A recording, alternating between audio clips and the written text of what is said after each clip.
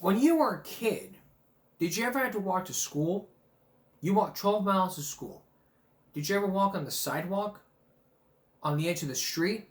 Or how about in a ditch while almost getting hit by a car?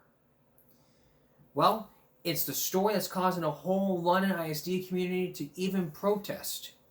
If you were to drive by London ISD and saw some kids walking to school through a ditch, how would you feel that would happen to your child?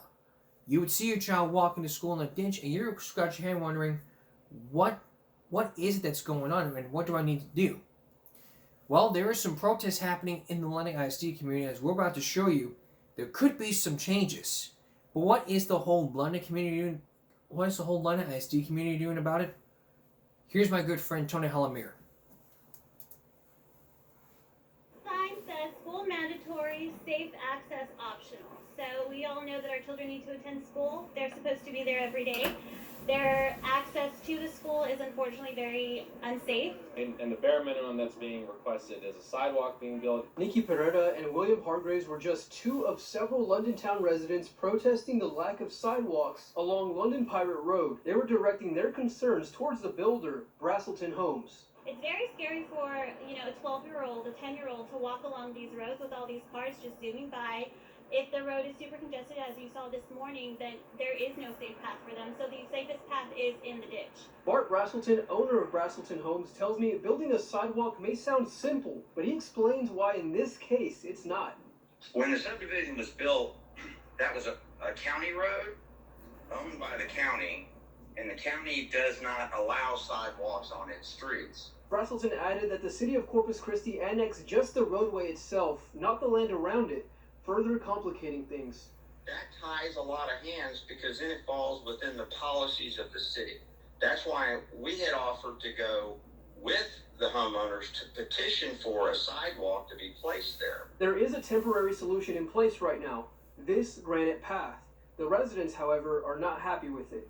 That'll last until the next rain, and then that granite will get pushed to the side. I've asked 4 or 5 builders that I know in the neighborhood. Braselton says the temporary path is ADA compliant and is used by the city for their walking paths. He also mentions that he's moved up the timeline of building the next unit at London Town, which he says will ultimately solve the problem.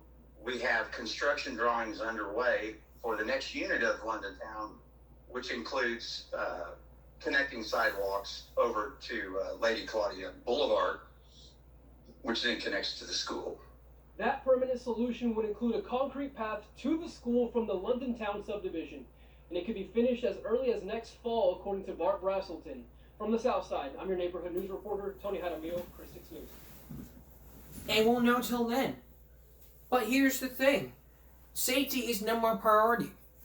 Everyone would be exactly right here. I mean, if that was my child walking through the streets in a ditch and almost getting hit by a car, it'd be a whole safety concern.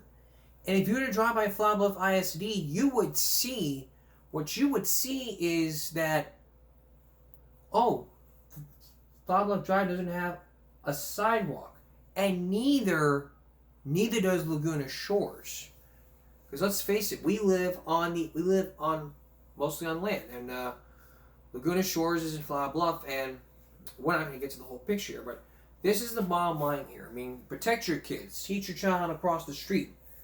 I mean, we all know jaywalking is illegal here in the state of Texas, and not in California. In California, it is legal to jaywalk. You need to have your child ride the city bus. If there's no bus stops, well, I don't know what to tell you. There could be some city buses out there, but my reckoning is that, this is my reckoning, nobody knows all about safety. And the building owner is like, well, we can make it so simple, but we're not going to do it. We don't care what the whole London ISD community thinks about all this shit. We don't care. We don't give a fuck. And we'll kiss their asses. We don't give a shit. That's basically their attitude. No one gives a crap. They say, we can make it that simple, but we chose not to. And the property owner's going to be all like, well, this, that, the third.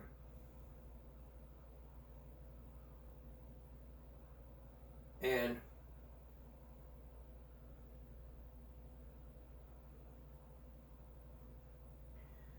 I'll tell you, it's a good thing I'm not in the Atlanta ISD area, because if I were to see that happening, then the biggest thing ever, I would see a child getting hit by a car. So what do we need to do here? Well, should we not allow a child to walk on the ditch?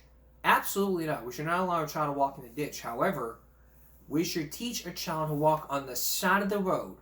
Like, you know, you on a road on one side, like a one-lane street. Have the child walk on that white line. That way they can be safe. They see a car coming, they move to the side, wait, and they continue walking. There's a car coming, wait, continue walking. Car coming, wait, continue walking. That's basically the whole key. Now, they might be saying to me, well, they might be late. Okay. If you have other solutions, okay, throw them at me. We'll keep following this story. We'll keep you posted. If you're thinking about buying a home, don't do it until you see a 2020 investigation that could even make real estate agents shiver them timbers. Actually, that's kind of wrong. Don't do it till you see this 2020 investigation that would even make real estate agents shiver their teeth. Arnold Diaz with some information about home buyers. So if you're a home buyer, beware. Stay with us. Shoddy builders, shady inspectors, and even real estate agents who don't even know the full story. If you're thinking about buying a home, don't you do it until you watch this story. And let me say this, we are not throwing real estate agents on the bus. I have friends in this community that work in real estate. You know who you are? I ain't throwing y'all under the bus. This is a must-see story for your eyes only. So get yourself some popcorn, because you're about to be in for a shady inspection ride.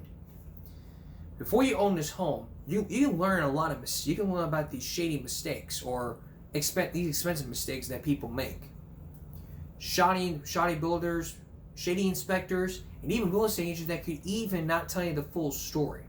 And as we're about to show you, you can learn from a lot of mistakes. But can you really? Here's Arnold Diaz. Imagine waking up to the sound of your dream home collapsing all around you. There goes. I went immediately up and got James and the baby and got them in the car, and then I ran around and tried to put some clothes in a suitcase, and we got out as fast as we could. These $500,000 homes in Kansas City were built on soil so loosely packed that it shifted after heavy rains, and the foundations gave way.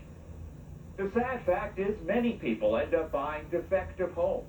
While your house may not literally collapse, you could find yourself trapped in a financial nightmare. How does it happen? Well, our investigation found what you might think are safeguards in the system can turn out to be no protection at all. People should understand that there are builders that are talented craftsmen who create wonderful homes and they care about their customers. And then there are builders that are psychopaths with a tool belt. Alan and Denise Fields, authors of Your New House, say a bad builder is sometimes hard to spot. They don't drive up in a truck that says, we screw you builders. That's why Kansas City resident Holly Birkin felt confident knowing her builder was a member of the highly publicized Certified Master Builder program. Your new home may be the most important investment you will ever make. And that's why your home plan should include a Certified Master Builder. Just ask. Are you a certified master builder? I guess what we had expected is that the builders would have to meet very strict guidelines, and that you would be guaranteed a professional job. The CMB was founded in 1992 by the local Home Builders Association. Its original brochures promised that members had been reviewed by a special committee, had an extensive credit check, and provided a list of customer references. But nobody was told that those stringent requirements were waived for the first 300 Builders Association members who joined, including Mark Yancic, Holly Perkins' builder. The CMB declined our request for an on-camera interview, citing litigation. But Executive Vice President Tim Underwood offered this explanation in a 1993 interview. There just wasn't any way with 300 and some builders coming in initially that we could do the type of work that we are doing now in screening. The Perkins say their master builder sold them a home in which the foundation wall is literally pulling away from the living room floor. In another area, the floor is riddled with cracks, and outside, this wall split from top to bottom. The Perkins say they didn't know the home had not even been approved by the city, which won't issue a certificate of occupancy, a C of O, calling the home potentially unsafe. The homeowner's then on the hook because you own it now. The builder's taken his money and gone. He could sell you the house without a C of O. Yes, and there's no law in many states that prevents that, amazingly enough. The cost to repair the problems, $77,000, according to the Perkins experts. We don't have any money left, and I would, as a parent, I'd like to be able to provide a safe home for my child. The Perkins say they have no choice but to stay in the house and sue the builder. The city has already found Mark Yancic violated the building code. He was fined a total of $1,000, which he's appealing. Yancic says the Perkins lawsuit is the only one he's had in over 10 years as a builder. He blames their problems on subcontractors and says he's recently offered to buy the house back. The CMB says 98% of its customers are happy and that its ongoing review process is effective. Who chooses who is a master builder? Is it another builder? The field say, in general, it's up to you to check out your builder, speak to others they've built for, look at building department records, and inquire about complaints or lawsuits. We found that the building industry is very bad at policing itself, that the efforts of home builders to create master builder programs are nothing more than just a public relations ploy. Even if you're stuck with a builder doing a bad job, in theory you should be protected by the local building inspector. His job is to make sure the construction complies with the building code. But we found sometimes the local inspectors get a little too chummy with the builders. Just outside Atlanta, in Noonan, Georgia, which calls itself the City of Homes, Benny Carroll had a good thing going. He was the chief building inspector for the county, and he was collecting money working on the side for Dennis McDowell, one of the area's biggest developers. McDowell's company built Peachtree Landing, and Benny Carroll signed off on many of the homes that are now experiencing numerous problems. What did I get from the county inspector? I got a nightmare. Homeowners, including Laura Kling and Bryn Longnecker, won a lawsuit charging that Inspector Carroll would approve inspections without leaving his truck, what are known as drive-by inspections. They complain of faulty roofs, gutters that don't work, wood that's rotting on the outside of the house and the inside. Then there's the septic problem. If I drop this stick into this hole, you'll hear it hitting the water. Residents say the ground is naturally wet, in many cases too wet to absorb the septic waste. So the entire backyard underneath the surface is a bowl of sewage. Why was the developer allowed to build homes on such wet soil? Because he provided the county with soil test results indicating there'd be no problem.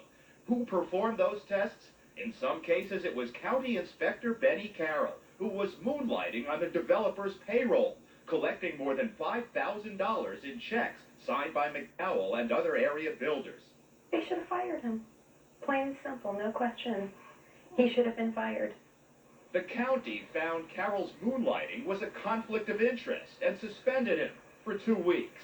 However, a jury decided he and McDowell and 2 other builders committed fraud and must pay the homeowners $81,000.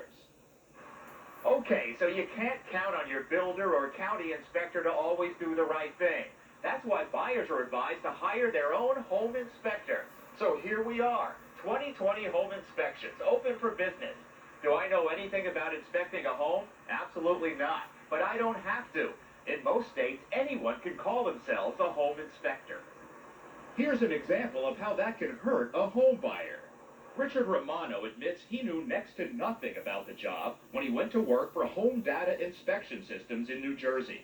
The company called itself the most trusted name in home inspections, claiming its inspectors received 9 months training.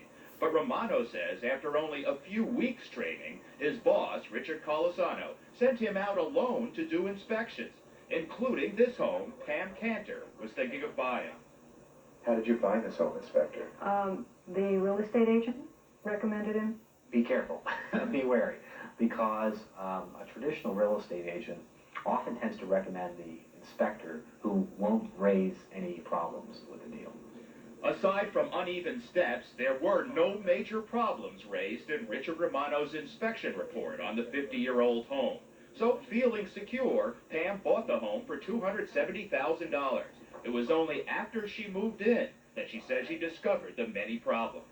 What's wrong down here? You can actually put your hand in here. This crack in the foundation wall goes all the way through to the outside. There's rotting wood underneath the bathroom floor and puddles of water in the basement. We brought in our own expert, home inspection engineer Warren Croniker. He immediately spotted many things he says Romano missed. The plumbing is badly corroded and needs to be replaced. So does the roof. And the garage is ready to collapse. The estimated repair cost a minimum of $50,000, according to Croniker. The problems that are here in this house, had the inspector told me even a tiny little piece of it, I would have backed out of this house and gone looking for another one. Although Home Data denies any wrongdoing, Pam Cantor and 20 other homeowners have filed lawsuits against the inspection company. They may never collect, though, because Home Data has declared bankruptcy. But we've learned Richard Colasano is still in the home inspection business. He simply moved down the street and opened up using a new name, but the same phone number. You have reached Home Analysis and Environmental Systems. How can you avoid allegedly incompetent inspectors? Experts say, look for a member of the American Society of Home Inspectors, or even better, a home inspection engineer like Croniker, who is licensed. And remember the field's advice. If your real estate company says, have I got an inspector for you, just say, no thanks. We want to hire the inspector who the real estate agent hates to see driving up. I mean, they cower. They go, oh my God, not that guy. Because they know that guy is the most thorough. I want the most obnoxious person that you can find. But wait, can't you rely on your real estate company to tell you if there are known problems with the house you're thinking of buying? Not necessarily. And as you're about to see, that's a lesson some homeowners have learned the hard way. The hard lesson being learned. When we return, we're going to have more about these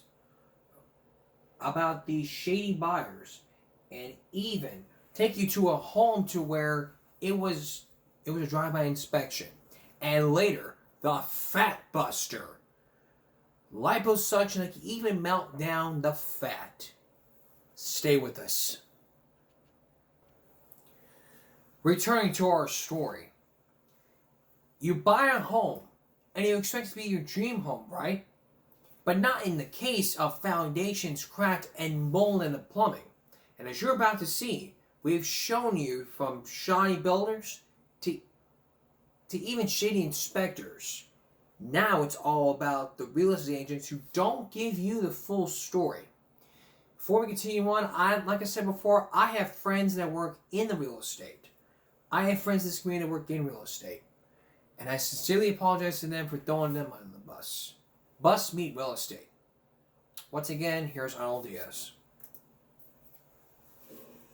When Tom and Virginia Russell bought their New Jersey home, they say the real estate agency had information they weren't told about. Questions had been raised about the safety and structure of the home. We have definite proof that Weichert had information on the property that would have severely impacted our decision to buy it.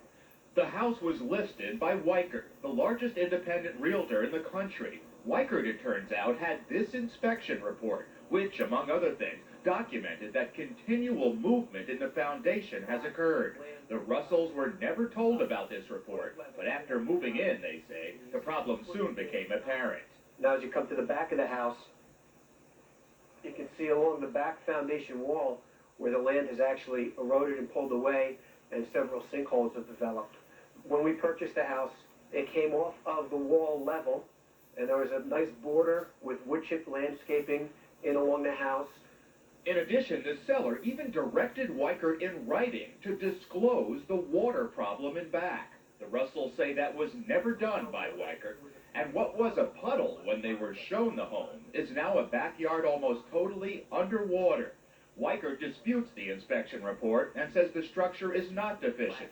But an appraiser the Russells recently hired says the home for which they paid $210,000 now has a resale value of $0. We just could not believe that all of the money we've saved was now in a house that was sinking.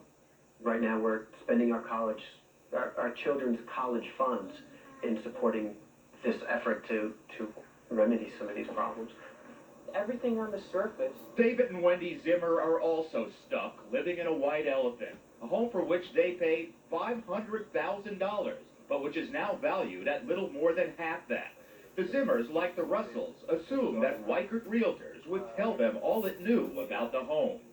One of the big mistakes that people make is they often trust the real estate agent because, they drive you around, they show you houses, they become your best friend. You don't realize that, wait a minute, this person is really negotiating on somebody else's behalf. It's true, the real estate agent is usually working for the seller. Still, in most states, they're required by law to inform buyers of any known problems, but that doesn't always happen. We thought she would do what a decent, responsible professional would do, and that is disclose things like, there's a major lawsuit in your development. Do you know that my company is a defendant in a consumer fraud action with houses down the street? Weichert claims the Zimmer's agent did not know that her own company was being sued by 4 homeowners in the same neighborhood. People whose houses have so many construction defects, the tax assessor now values these 2 homes, excluding the property, at only $100. These homeowners say they were misled by Weichert's ads, which claimed the builder, Alan Rumberg, had 10 years' experience. Weichert's agents, one of whom happened to be Rumberg's wife, showed them pictures of some of the 100 homes he'd supposedly built. The problem is, none of it was true. Ron Moss, the general counsel for Weichert Realtors, says, don't blame us. We didn't know the builder was lying. So, as you're portraying this case, the builder can lie to the real estate company can pass along that lie to the buyer, but you're not responsible for passing along false information or checking it out. If we had reason to disbelieve the builder, we would have an obligation to check it out. But nothing this builder told us was any cause for alarm. But 5 years later, Weichert knew that the house its agent was showing Wendy and David had been part of the original lawsuits. In fact, Weichert settled that lawsuit after its own experts confirmed the home had numerous construction problems. You yourself had an inspection report detailing $80,000 plus the repairs that needed to be done in that home, and you don't pass that on to your real estate agents who are selling the home? Unfortunately, that information was not available in the local office. The home had been sold to another builder who did not fix all the problems. It sat unoccupied for 4 years, yet Weichert still listed it as new. We took new to mean new. That's it, new. By their definition, you could be looking at a home, they could call it new if nobody lived in it, if it had been sitting there for 100 years. They had information and they didn't disclose it to us. Your disclosure form says, we must inform you of any known material defects or conditions of a property which may affect the value of the property. Well, you knew about the material defects on this property and you didn't tell them. Well, when you say you knew, Weichert knew. Weichert, some people in Weichert knew, okay? And yes, we would hopefully not ever get in this situation again, and the information would be passed on. When we visited Wendy and David, they felt there was no end in sight to their nearly 2-year-old lawsuit against Weichert. The neighbors' lawsuits, which Weichert lost, are going into their 9th year, while the realtor appeals the finding of consumer fraud. But during our interview with Moss, he threw in the towel on the Zimmers case. Today, our attorneys are communicating with their attorneys an offer to purchase the house back from them. So you are? We are. But this hasn't happened up till now. That's right. It hasn't happened. Does it have anything to do with our story? No, not really, because this is a coincidence. It's a good coincidence, but it's a process that we go through. Weichert claims very few clients are dissatisfied, but Alan and Denise Veal's caution: never give a traditional real estate agent any information you don't want the seller to know. They're bound by law to get the very best price for them, as well as disclose any other information about you. I mean, if I tell them how much money I make or how much I have to put down on a house, they have to go back and tell the seller that? That's correct. Isn't that right? As we've shown you, whether it's master builders who don't always live up to their name, county officials on builders' payrolls, allegedly incompetent private inspectors, or real estate agencies that don't disclose all they know, it's clear the home buyer's safety net is full of gaping holes, and falling through can spell disaster. This is usually people's life investment. But if you buy a defective new home, you can be trapped there. It can become a prison because you can never sell the house because it's so full of defects. You owe much more on it than it's worth. And then it becomes a prison. What happened to Weichert's offer to buy back the Zimmers home? The Zimmers have agreed to take it, and just yesterday Weichert told us that it had agreed with the Russells to buy back their house. They're the people with all the water in the back. You know, the Fields and some other experts say people looking for a home should consider a buyer's broker. They work only for home buyers. You sign an agreement, they negotiate on your behalf with the seller's broker, and they don't disclose confidential information. That's an interesting idea. I recently have dealt with realtors and inspectors and found them to be quite trustworthy. Are there many out there that aren't? No. The vast majority of people in the home buying and building industry are honest and competent. However, hey, this is the largest purchase most people ever make. You've got to be prepared just in case you run into a bad apple. There's lots of books in the library, information on the internet. Study up. Yeah. Good advice, and thank you. Okay. Do your homework. And like I said, I have friends that work in real estate.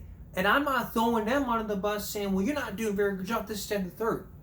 We're not throwing anyone on the bus here. We're saying facts. And if you're thinking about buying a home, before you buy a home, you need to do your homework. Find an inspector that can even inspect your house. You think about selling a home. The very first thing you need to do is to find an inspector that can inspect your home. Don't look for shady inspectors that can just do drive-by inspections and go, yep, she looks good. Bye-bye. Boom, boom. And then a real estate agent comes in and it's like, well, okay, you're good to go. And what's going to happen now when the water comes flying in, erosion starts to happen, you're right back to where you were, wasted all that money. Here you go, here's some money, here's some money, here's some money, here's some money, here's some money. Take it all. Take it. Take it all. Take it for the children. Take it for little Timmy's surgery. Take it for the old furnishers of Haiti. Do whatever you want with it. Piss it out. I don't give a shit. It ain't no joke.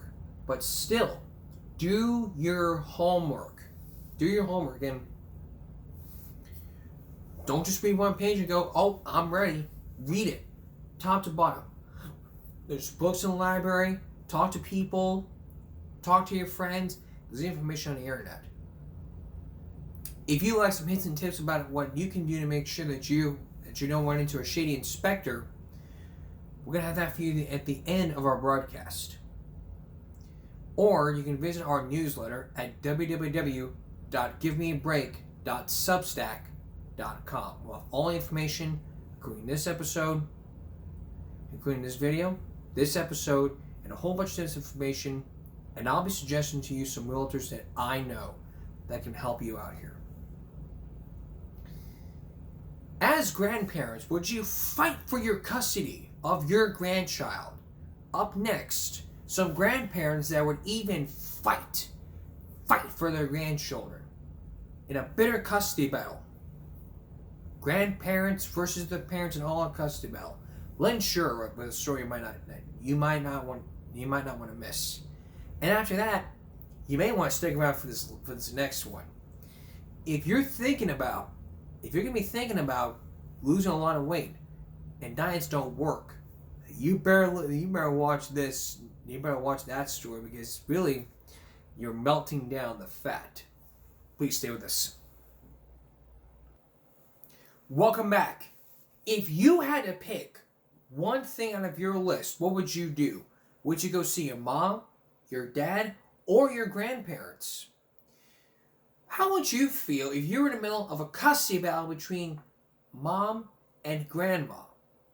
Well, for the grandparents you're about to meet, it's an all-out custody battle that would not even be on Judge Judy, but would end up on 2020.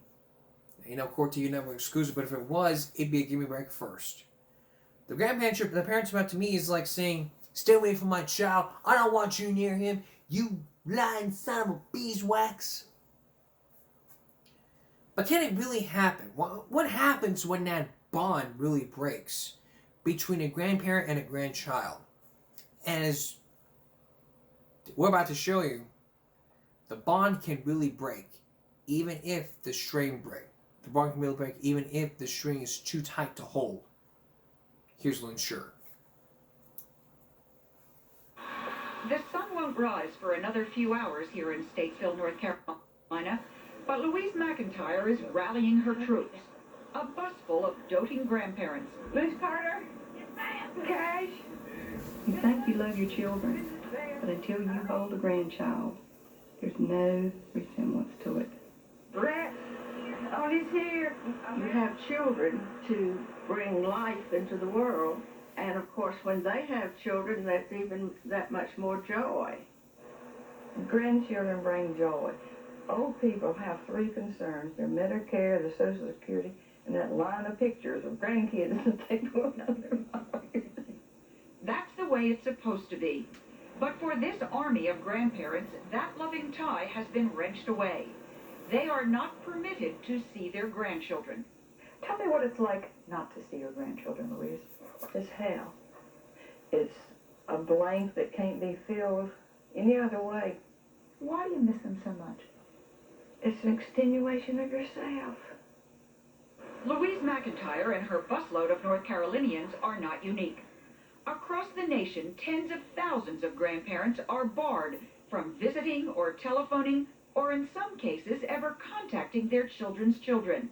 That's why this group is going to the state capitol in Raleigh to lobby for a law protecting grandparents' rights. We got about 5,000 petitions. That'll be good. For Louise, the project has become painfully personal. Her son Loring, who, with his wife Catherine, has forbidden her to see his two young daughters, is also headed for Raleigh to oppose his mother.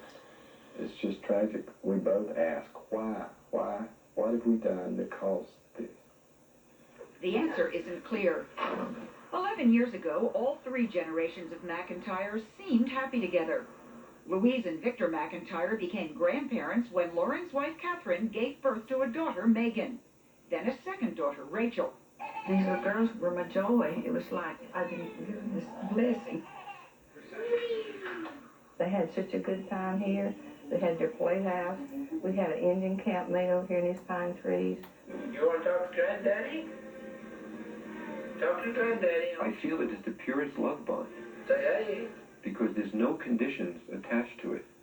Dr. Arthur Kornhaber is a psychiatrist who's been studying the relationship between grandparents and their grandchildren for 25 years.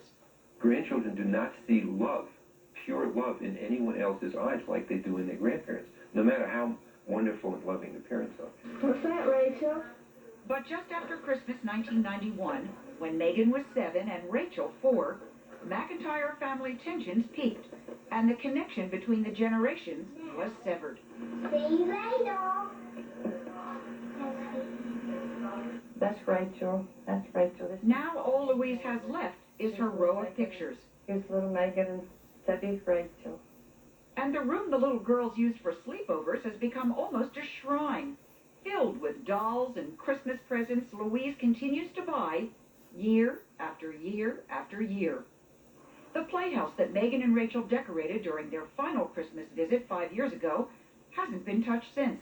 Their last tea party gathers dust. I come out here lots and see it. Does it make you happy or sad to be here? Most of us can't begin to understand how the McIntyres got to this point. For those of us lucky enough to have known and loved our grandparents, it's unthinkable to be kept away. Why would any parent sacrifice such an important relationship, leaving the children caught in the middle. Loring McIntyre says it's all about control, and that the problem began when he chose Catherine as his bride. When we announced that we were getting married, the first words out of my mother's mouth were, "Oh, no, you're not." I mean, that was the very first words. So that, I think, was foretelling of things to come. Two girls are better than one. The hostility was set aside when the girls came along, but reemerged as they grew up. It was almost like Megan became her child. If we went there, she wanted to take over Megan, everything. And if she came to our house, same thing. And it got to be they would come, and next thing they said, well, we're leaving, we're taking Megan with us. The breaking point came when Loring's brother Chris asked the girls to be in his upcoming wedding. Loring refused. I said that we would attend the wedding, but I did not want us to be in the wedding because of all the old wounds from when Kath and I got married. Louise wrote a letter begging Loring to let the girls participate. Then she suggested that Catherine had an emotional problem and that the couple should seek counseling. Outraged, Loring wrote back that Louise's letter caused serious damage in our relationship with you. On the wedding day, Loring and his family didn't even stay for the photo session. When did you see the children next?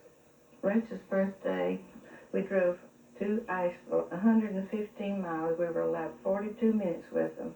What do you mean you were allowed 42 minutes? Because they said they had a party and we've got to go. And we drove back 230 miles for 42 minutes. Frustrated, Louise and Victor hired a lawyer and threatened to sue for the right to see their grandchildren more often.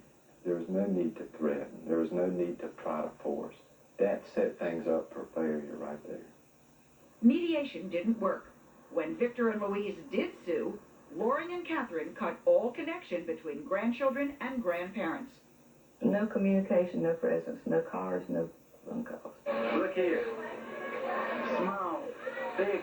The McIntyres tried one more time at an amusement park. What was it like? No communication. Very strange. No communication. And when Megan came over to me, she hugged my neck. And I whispered in her ear, and I said, "Remember, we love you."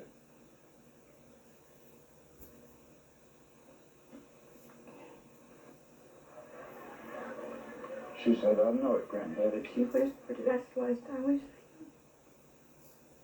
Victor and Louise took their case to the North Carolina Supreme Court, but the judge ruled that they didn't even have the right to be heard under current state law. What do you want to do? I want to be with Megan is now 11, Rachel 8. These days they refer to their grandparents, whom they haven't seen in 3 years, as Victor and Louise. It's just been a gradual thing. They don't seem like grandparents anymore. I mean, grandparents would love us and they wouldn't sue someone. They said that our parents were stupid and crazy and Megan lied all the time. Louise's loss spurred her to start a grandparents' rights group. It organizes grandparents, like the group headed to Raleigh, who've been cut off and are seeking help, and it advises about the patchwork of legislation that now exists. Some state laws grant visitation rights to grandparents displaced by their child's divorce or death. Only a handful grant such rights when both parents remain together, and several of those laws have recently been overturned. That's why this army is on the march. Are we asking the law to say any grandparent can go to court and ask for visitation and let the judge decide? If you find the McIntyre situation a sad one, you'll find Mildred Johnson shocking. She stood by her then unmarried daughter the day she gave birth. But today, the country road in Nebo, North Carolina that winds between her daughter's mobile home and Mildred's house might as well be a 6-lane highway. Mildred is no longer allowed any contact with Elizabeth, the granddaughter she nurtured day and night for 6 years. It's no more than 50 yards away. Why don't you just walk over there and go see her? Because they told me not to come on their property. And I'm afraid they'll have me locked up if I go across. And You think they would have you arrested? I'm afraid they might. Mildred blames her trouble on her daughter's new husband, who has 2 children of his own. She might look pretty in purple, mightn't she? With her own Down syndrome child living at home, Mildred says she couldn't handle babysitting the newly expanded family. In retaliation, she says her daughter stopped her from seeing Elizabeth. About a year ago, Mildred's only grandchild last crossed the narrow divide to deliver a letter. Dear Mama, I am mad at you. You made my mommy cry. I do not want to come to your house. You are mean. I don't love you anymore. I hate you, Elizabeth. Have you talked to her since then? I've not spoken to my granddaughter. I've waved at her. You know, I see her get off the school bus. And the reason I don't holler at her is because I'm afraid she'll get fussed at if she hollers back. Have you tried doing that? I've waved at her, and the only response I get is if no one's around, she'll put her little arm down her side and she'll wave back. Mildred has stored Elizabeth's toys neatly in the basement, carefully protected. A card marking her 7th birthday sits on the shelf. The swing set in the yard is idle. I mean, it's a constant day-to-day thing. And someone's asked, well, wouldn't it be better if they moved away? I said, well, if they moved away, I wouldn't even get that glimpse of her. So last fall, Mildred Johnson joined Louise McIntyre's crusade. He's smiling at me. The pain of these disruptions was palpable at the legislative hearings. He's now 7 years old, and I haven't seen him in 6 years. And I don't think that's right. And we saw it even more starkly when Loring and Louise's paths finally crossed in the Raleigh committee room. The son walked right by his mother without a glance. That's what hurts. You don't unlove a kid. And see him walk across my feet yesterday and not even acknowledge me, it tears you to pieces. I don't want to be confronted with her. The hurt is so great that it's just best not to open up. Thanks. Many grandparents ask me when and if they should go to court, and I always say, well, exhaust every other avenue first. But when they can't see the grandchildren anymore and they're suffering, they've got to do something. Do you think your grandchildren ever ask about you now? I hope to I'm God sure they do, but we don't know. You think they miss you? Oh, I'm sure they miss me. Well, they miss both of us. But when we asked the girls if they miss their grandparents, No, or if they love their grandparents, not anymore. Do you think it's possible you will never see those grandchildren again? Very likely. If by some chance they should see this program, what would you say to them? We love them. We love the kids, we love the grandkids, and we'd like to see this thing quit. Until it does, Megan and Rachel will continue to grow up 100 miles away from their grandparents, out of reach and mostly out of sight. Victor and Louise did see the girls a couple of months ago for the first time in more than 3 years. Still got that same nose, haven't you? Only because a sympathetic friend videotaped their dance recital.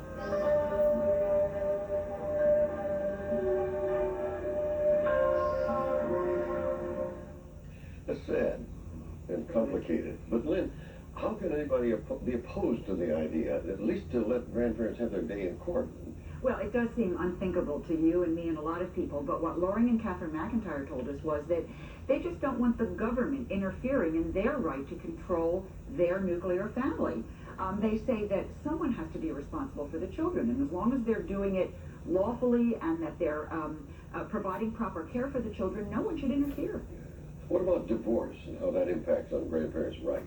Divorce is certainly the factor in many of these cases, but in fact, many states in this country, most of them, do provide some recourse for grandparents to go to court, but they have to go to court, and there's no guarantee they're going to win that. So it's a very tough situation. And still complicated. Indeed. Thank you, Lynn. It may be complicated, but not as complicated as his next story. Coming up, would you find a way to lose weight, even if it wasn't exercise or diet? How about liposuction that merely melts down the fat? We'll show you next. Please stay with us. If you're tired of dieting and exercising, this next story will be for you. It's about a magic wand that could melt down the fat. Now medical science can even prove to you that They can melt down the fat and you can lose a lot of weight. How does it work?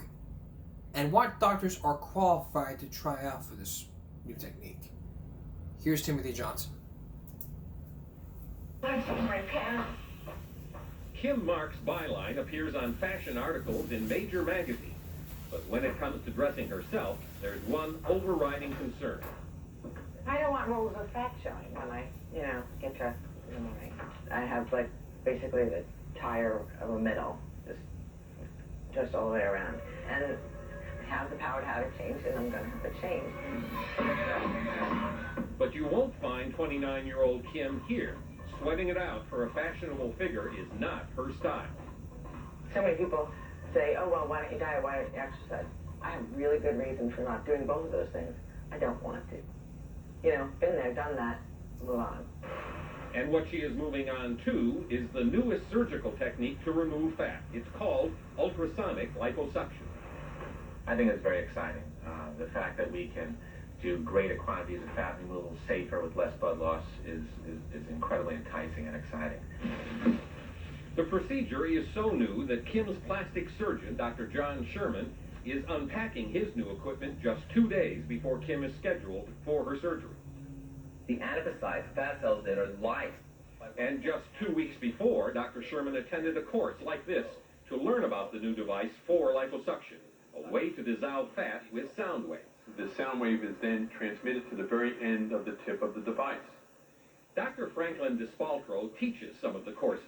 He demonstrated the new device for 2020 in his operating room using a sample of human fat. As it's in contact with the fat cell, it sets the cell into motion.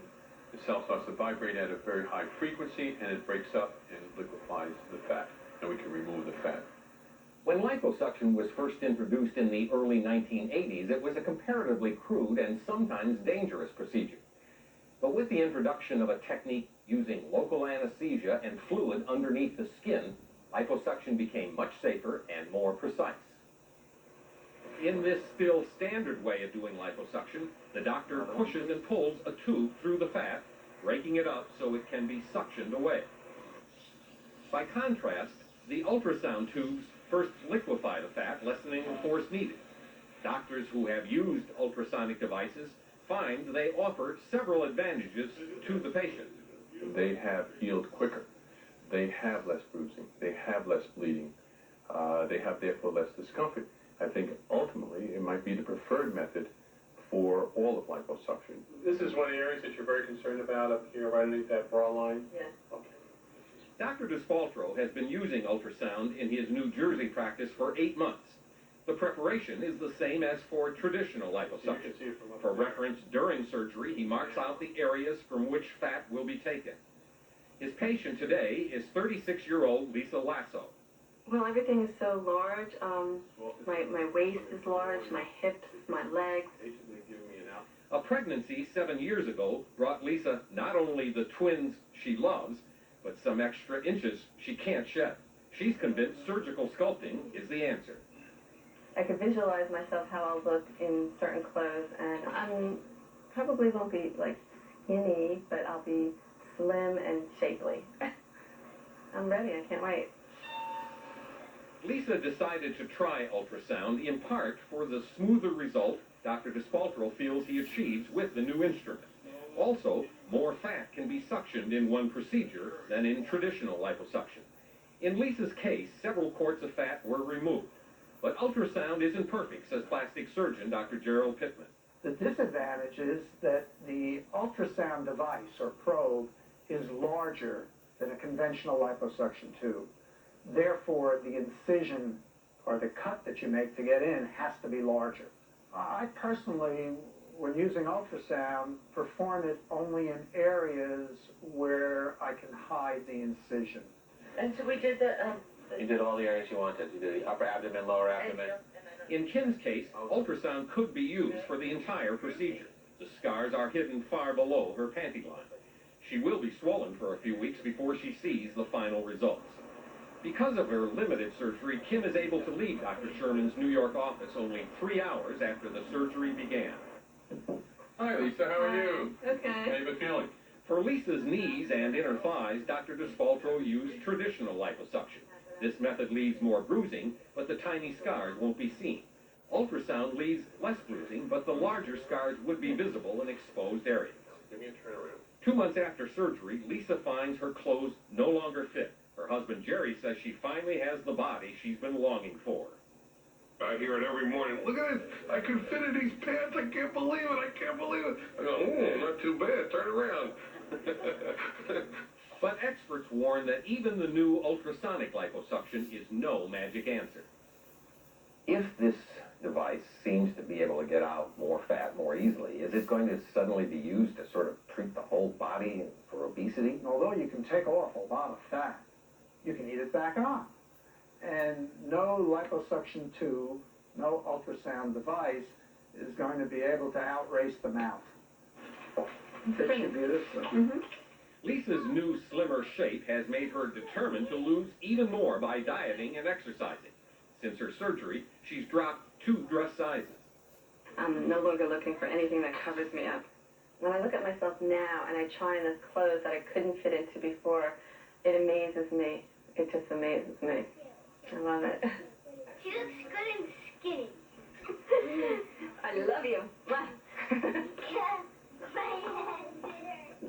Well, we know it works for some people.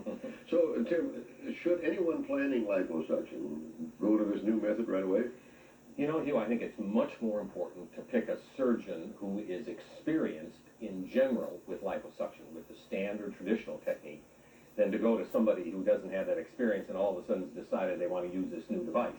In other words, the new device adds an incremental benefit, but it's no substitute for knowing how to do liposuction in general in a very good way. Are there some caveats about to avoid? Well, the one concern besides the scarring is the possibility of burn, because you're using energy in this case. So again, if the surgeon doesn't know what he's doing, you can get a burn in the skin or underneath the skin. Now, is this method of body contouring, the weight loss, actually superior to just denying yourself calories and exercising? There's no substitute for exercise and diet for general weight loss, but even if you do that, there are going to be those little areas that won't go away, and that's where liposuction comes in, and it's very handy. Thank you, Tim. Well, next, a measure of comfort for a grieving family. Thank you, Tim. Wow. We'll be right back. Finally tonight, how would you like this approach to your child skipping class? Public shaming them. A lot of people say it may work, but some people say it doesn't work. One mom, which you're about to meet from years ago, says in-school suspension does nothing. They were caught skipping school instead of sitting home and watch TV. Then when the officers decided to make them get the brooms and started sweeping the community. Take a look. The price for skipping school. 2 young boys given a very public punishment. The police tipped off Channel 11's Alan Jennings on where to find the boys, and he talked to them about whether they've learned their lesson. Smile. Show everybody this is what happens when we skip school. Richard Lumley Jr. is Shannon Haswell's 12-year-old son. She approved of the public discipline and some of her own. Oh no, you're punished off the bike for 2 weeks. Everything's gone. No Xbox, no bicycle, all gone. Richard and his friend Corey Myers were sweeping the streets of Ambridge today.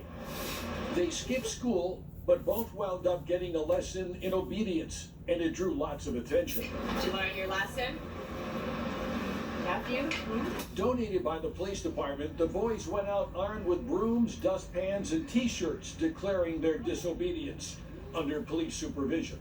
I figured instead of sending them home to watch TV because they're both suspended from school, I figured we'd come out here and clean the street a little bit. They asked if I felt this was appropriate, and yes, I do. Don't bother digging through the bushes. Just get to In fact, it was Shannon who called police after learning her son never made it to school. Officers found the boys about mid-morning near an abandoned building. Have you learned a lesson today? Yeah, What is it? not to skip school anymore. What about you, Corey? Not to ditch school anymore. A break in the action for lunch for these 2 12-year-olds while they have a heart-to-heart talk with Ambridge officer Mike Natali about why it's never a good idea to skip school. In-school suspension does nothing for kids. Right now, they're more embarrassed than anything. In Ambridge, Alan Jennings, Channel 11 News. Attendance matters. And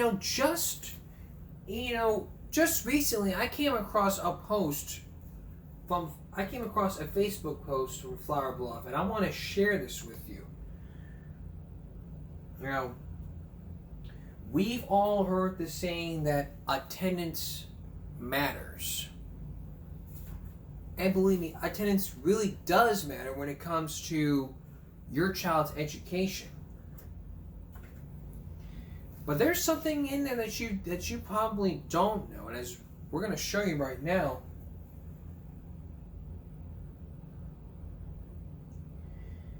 it might mean that your child may be falling behind in high school.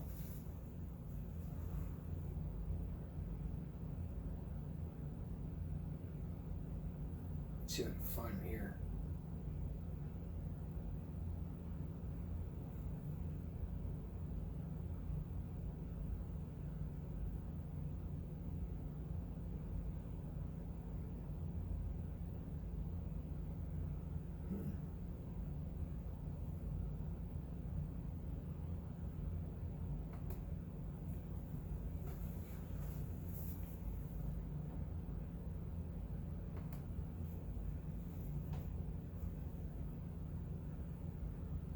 There we go, here it is. Let me tell you, this is why it's so important. This is from the primary school.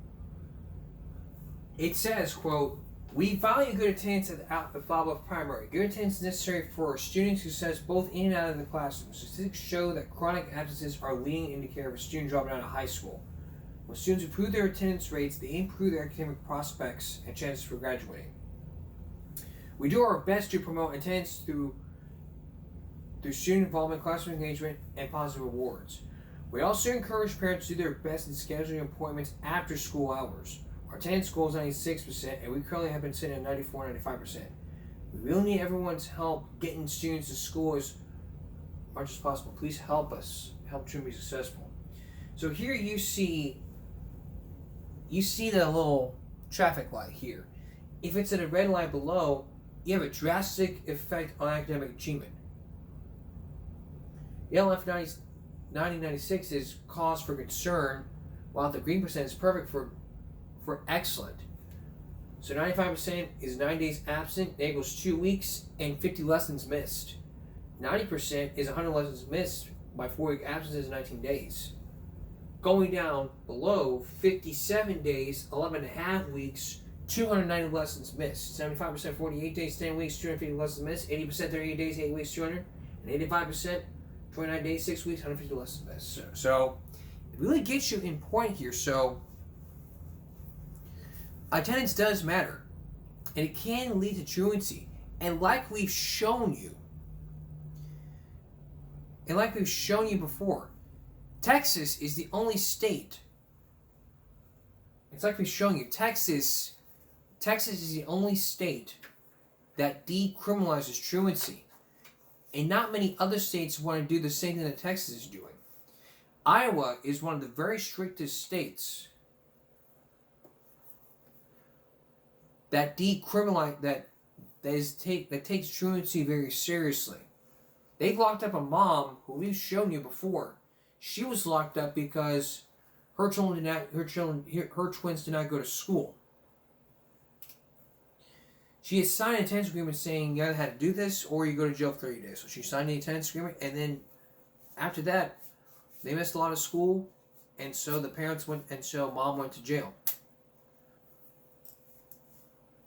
And there's plenty of people here that could come up here and say that every student every day, and everybody has shared, especially me, because I care about this community.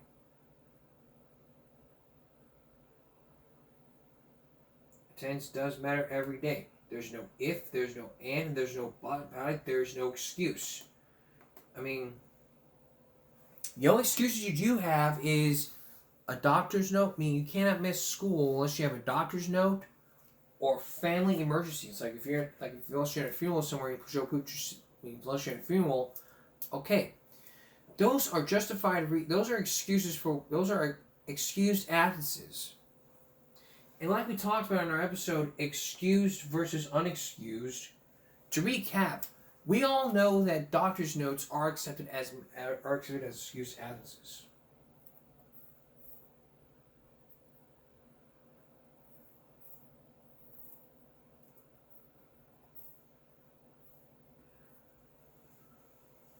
So if you were to write a note asking why you were late, it's just, this, that, and the third. In Texas, excused absence from school is an absence that's not counted towards the student's credit as is covered by the state's compulsory attendance laws. Some examples is illnesses, religious holidays, family emergencies, court appointments, doctor medical appointments, military-related, election clerk duties, higher education visits, UIL-sponsored events. Those are all excused absences. And under Section 25.087 of the Education Code, a person is required to attend school, including a person required to attend school under Section 25.085, paragraph E, may be excused temporary absence resulting from any cause acceptable to the teacher, principal, or superintendent. Shall excuse the superintendent for observing religious holidays, require court appearances, appearing at governmental's office to complete paperwork required in connection with the student's application for citizenship, taking part in an oath ceremony, serving as election clerk, or if the student part of family type services, participating like activity. So this is all under Section 25.087 of the Texas Penal Code. Feel free to review that online at www.statutes.capital.texas.gov. And like I said before, if we take away the requirement to go to school, it wouldn't be just, the state won't receive funding from the federal government. There is crimes. An example from Everybody Loves Raymond, if you're absent 3 times, that's not truancy. You gotta go through parent conferences first. I had a friend from work who missed work because he had to make up his days because he didn't want to be unexcused. Well, doctor's notes, those are excused absences, and you can choose to make them up if you like, but that's not taking away your credit. Those are excused absences to look forward to. And so, unexcused absences are things like,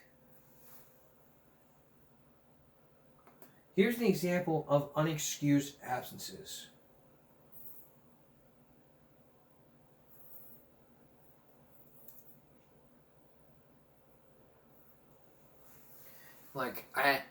It's like I was watching TV late, I had to work.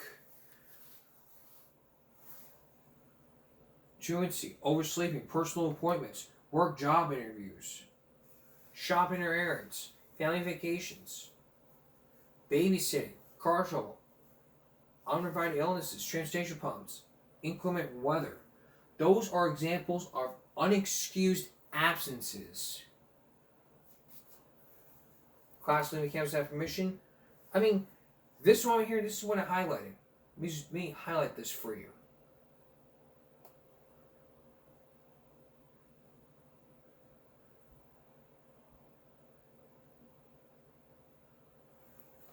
See that right there, what I highlighted? That's exactly what you need to look for. Look, I get that you want to go apply to McDonald's and all, but education is very, very important. If you do not go to school, you don't get your diploma. You can't combine both school and work. What's going to happen if you combine school and work? What's going to happen then? You got a lot of absences, and yes, of course, your boss may understand you got school. Your boss may understand you got school and all, but education always comes first, no matter what. So you really have to put education on the map. And if you don't put education on the map, you know what's going to happen here? Juvenile crime is going to go way up, and attendance rates are going to go down. Like a whole roller coaster here. And when the pandemic hit back in 2020, truancy was on the rise. And it wasn't just in Nueces County. All over every state, Unexcused absence for them were like, they were staying with difficulties in the computer, this, that, the third. They couldn't even get in. They couldn't even turn in their assignments. So, you know what they did? Put them in court and said, this is what happened. And there's also teenagers working at Whataburger, Burger King, McDonald's, working to help their mom and dad pay the bills. Cases of evictions and debt claims. It's getting bad. The parents on each side are struggling a lot. So here's the bottom line. You need to make sure that your child goes to school every day and gets on time every day. The kids have to be educated so they don't fall through the cracks and trouble with the law. Not looking forward to seeing parents being arrested like we talked about, but, it might be harsh. So, bottom line is, attendance matters. That's all for this edition of Give Me a Break Monday. We'll see you again for Give Me a Break Wednesday. And please remember to vote on Election Tuesday. For all of us here at YouTube, Give Me a Break. Stop bullying, speak up. Concentration, not strength. No jaywalking. Good night.